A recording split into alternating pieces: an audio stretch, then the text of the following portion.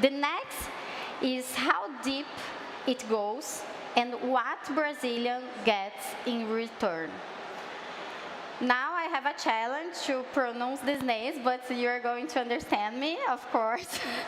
So I call to the stage the moderator, Xiaoming Ma, Editor-in-Chief, Harvard Business Review, China, and Leo Xuan, founder and CEO at Dealism AI, and In Inchi, Executive Director, China Portuguese speaking. Thank you.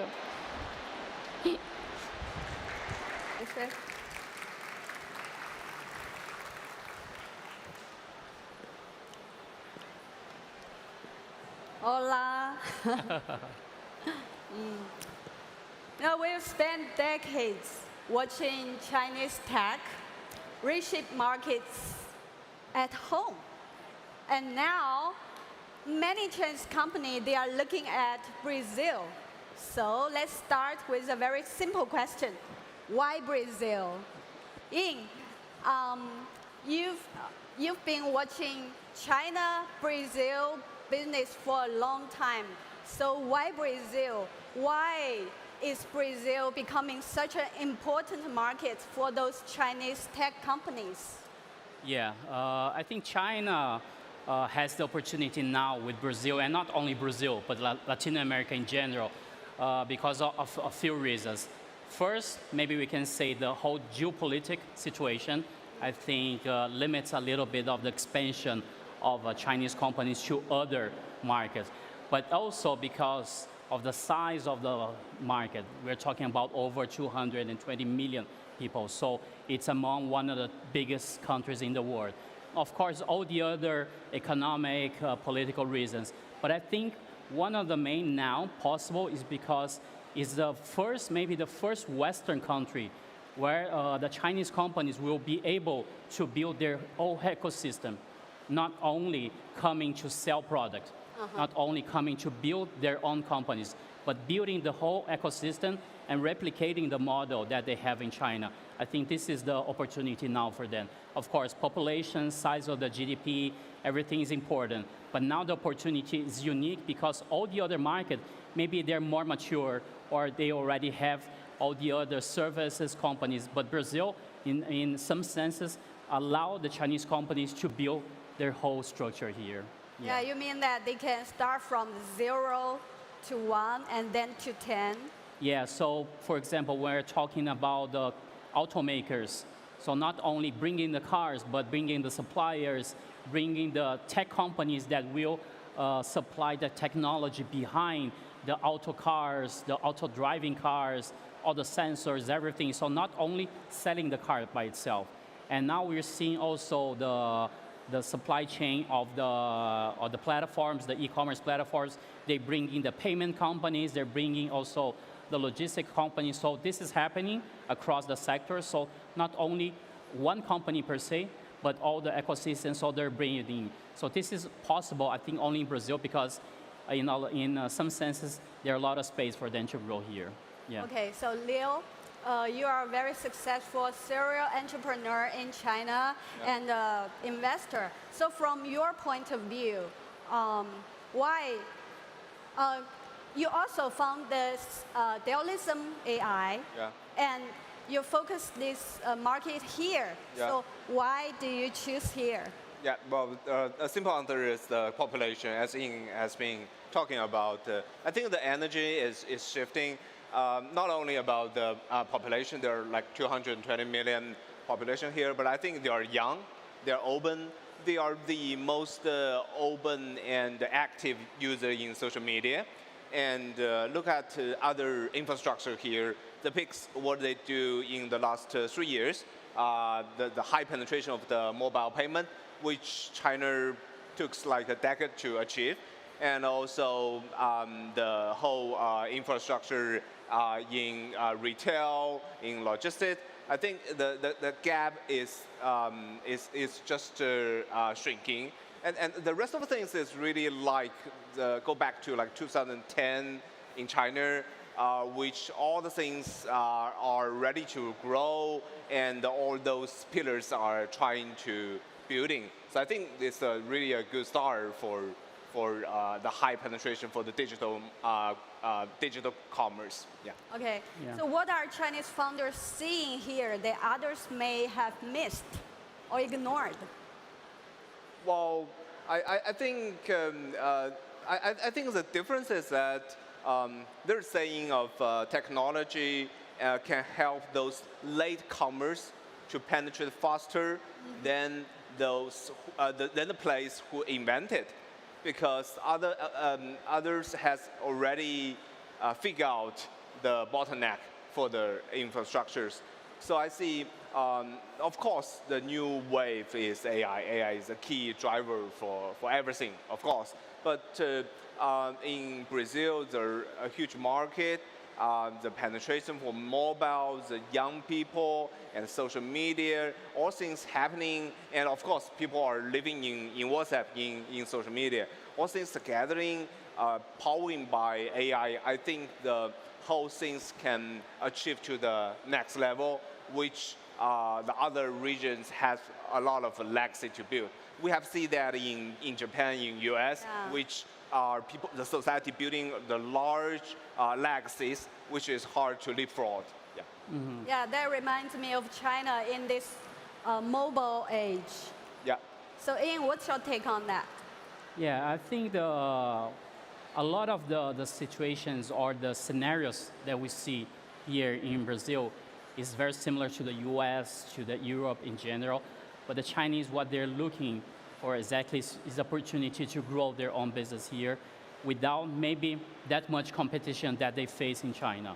I think this is one important take that we have, and but not only competing, but also partnering with the local companies.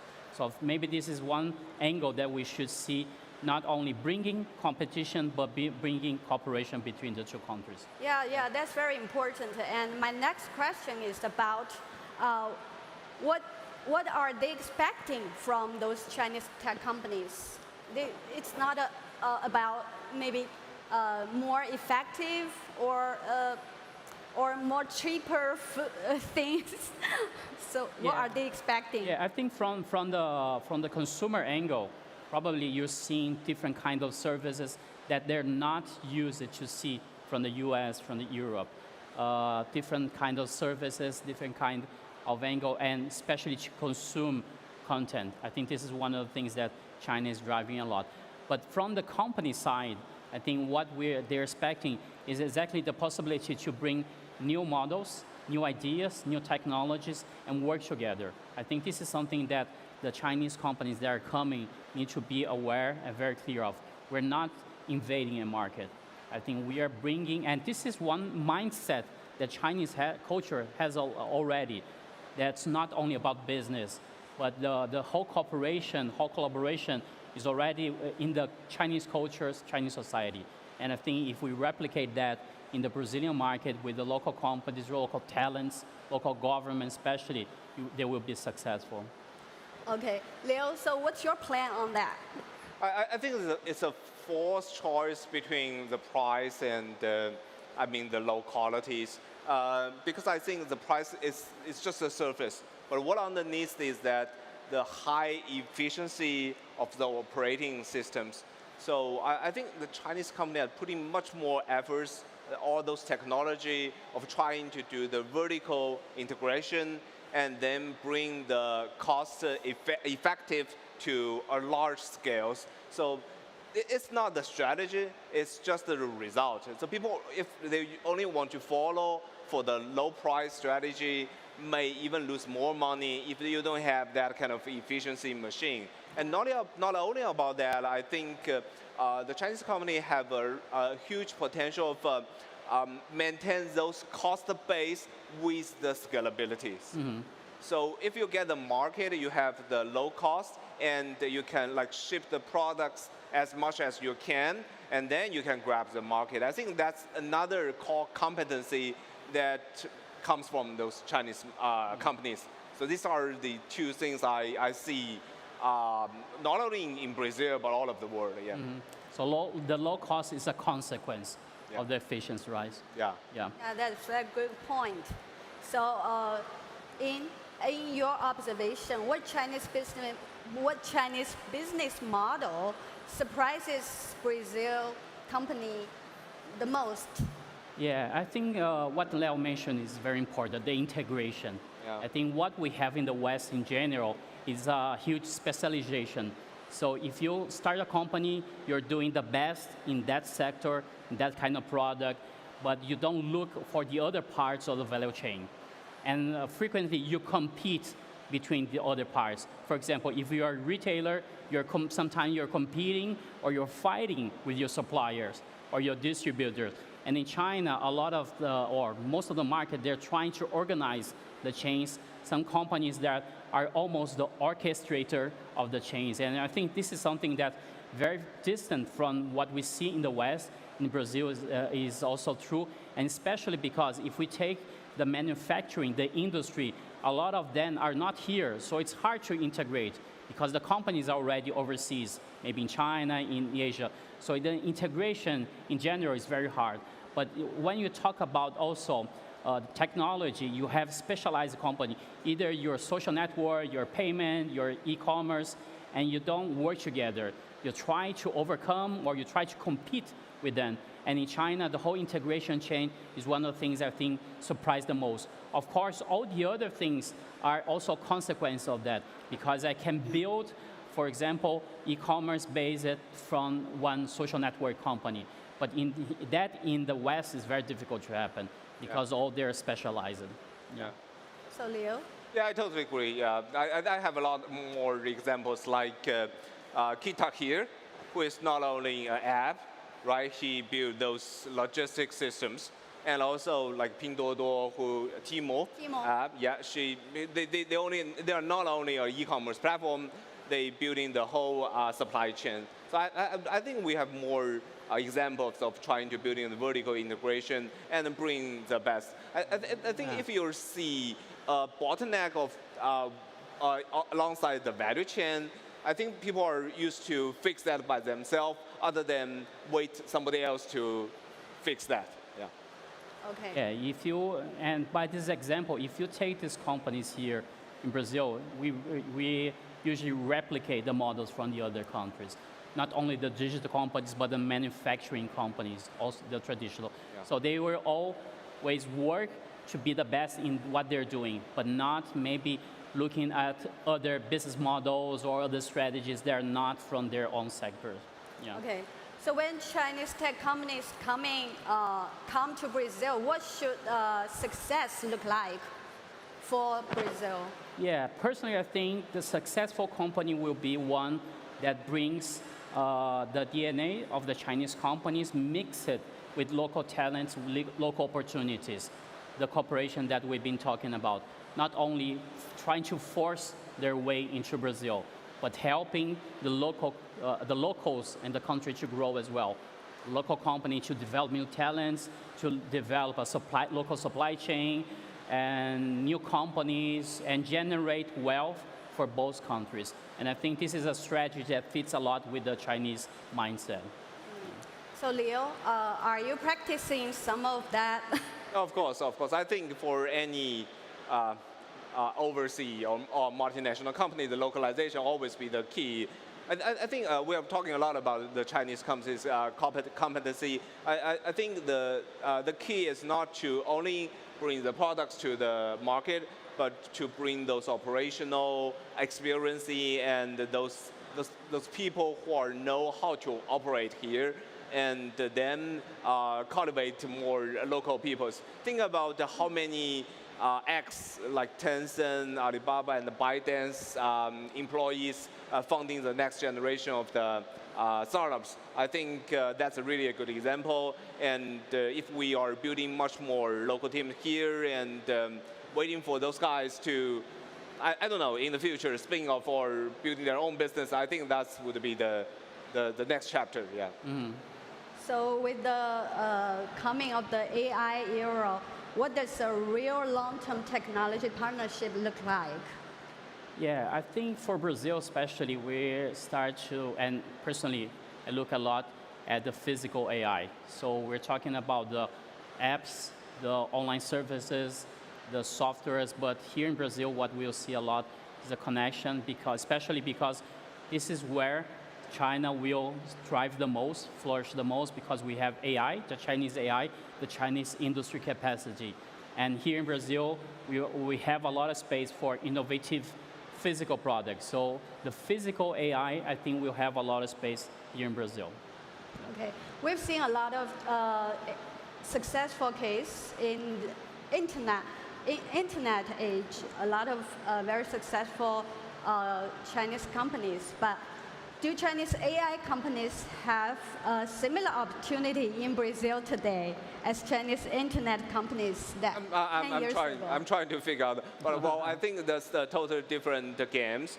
In the mobile internet era, it's more of a distribution competition, and the most important, of course, is the traffic and the users. But I think the AI, the agentic AI, is purely for capacity, for the supply part. So I think the difference is that who can building the local, the best agent for local workflows, and know about the market, know about people, how customers' behavior, and how things going on WhatsApp, and all those things putting together into your agent would be the key for the new next success. So that's why I'm being here, other than the rest of part of the world. I think that's my point. Yeah. Okay, last, share us some of your the differences and the similarities when you're doing business in China and here. Well, there's too much difference. First, of course, the language, but well, the language means the cultures. I think one thing very important is that the people here are really like human touch, human interaction, and that's the key for business, because we are serving the business, right? And as my speech later at 2 p.m., I was talking about those traffic as becoming the relationships. So the merchants are trying to build a relationship with their customers, and it's purely personalized. It's not like 1,000 face, but it's like one face to the customers. And how should I support that? It's of course coming from those software and agents, but the key is like people here, the customer here are really like those kind of human touch. It's not those precisely funnel things, because you guys know, like, China has the biggest e-commerce platform, and like 90% of them are in apps.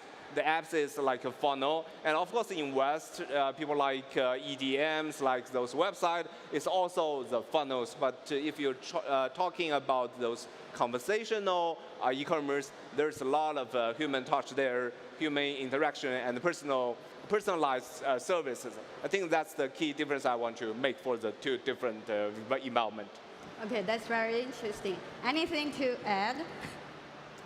Well, I think it's interesting to understand a little bit about the consumer behavior and how people spend time. Because especially when we launch B2C apps here, and a lot of expectations and a lot of consumers are from the view that the companies have in China, how they spend their time. And here, because of diversity of services, of entertainment, and how the leisure, so people tend to spend differently. So this is one of the take. Usually, the Chinese companies surprise more because it's very different from what they have in China. And all the others, the way to do business, the different styles, mindset, I think there are a lot of literature on the internet that you can see. But when it comes to the consumer and population behavior, you usually don't see direct comparison between them. Okay, so time's over. Okay. So let's just end here. Enjoy the rest of the Web Summit. Bye. Thank Bye-bye. you. Thank you, guys. Thank you, guys.